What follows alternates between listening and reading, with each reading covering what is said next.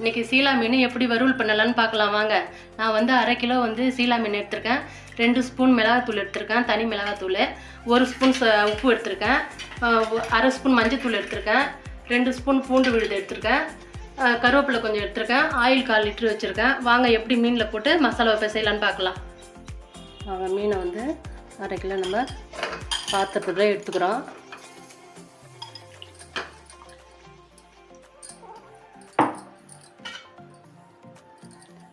மிளகாத்தூள் போட்டுக்கிறோம்,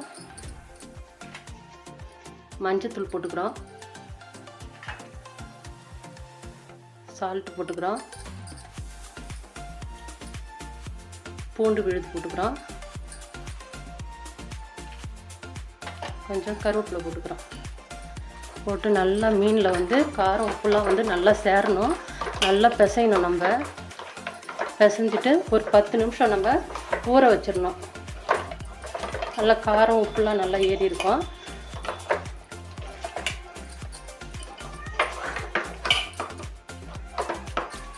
அவ்வளோதான் ஃப்ரெண்ட்ஸ். இது 10 நிமிஷம் ஊறட்டும். எப்படி பொரிக்கலான்னு பார்க்கலாம் பாருங்கள். 10 நிமிஷம் ஆயிடுச்சு. நல்லா மீன் வந்து மசாலாவோட ஊறிடுச்சு. எப்படி பொரிக்கலான்னு பார்க்கலாம் வாங்க. ஸ்டவ் ஆன் பண்ணிக்கிறோம்.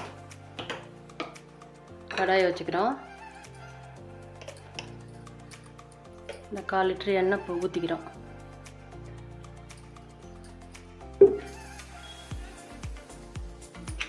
எண்ணெய் நல்லா காஞ்சிடுச்சு. வாசலுக்காக கொஞ்சம் கருவேப்பிலை போட்டுக்கிறேன். நல்லா மீன் துண்டுங்களை இந்த மாதிரி எண்ணெயில் போட்டு பொரிச்சு எடுக்கணும்.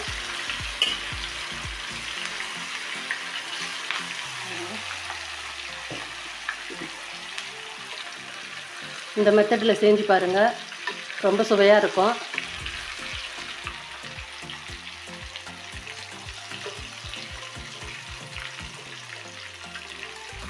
இந்த மாதிரி சீலா மீனை வறுத்து ரசம் வச்சுட்டு இதை தொட்டு சாப்பிட்டு பாருங்கள், ரொம்ப சுவையாக இருக்கும், நல்லாயிருக்கும். பாருங்கள் ஃப்ரெண்ட்ஸ், நல்ல மீன் வந்து அந்த சடசடுப்பை போயிடுச்சு. இங்கே பாருங்கள், கொஞ்சம் கூட மீன் வந்து மசாலா உதறவே இல்லை.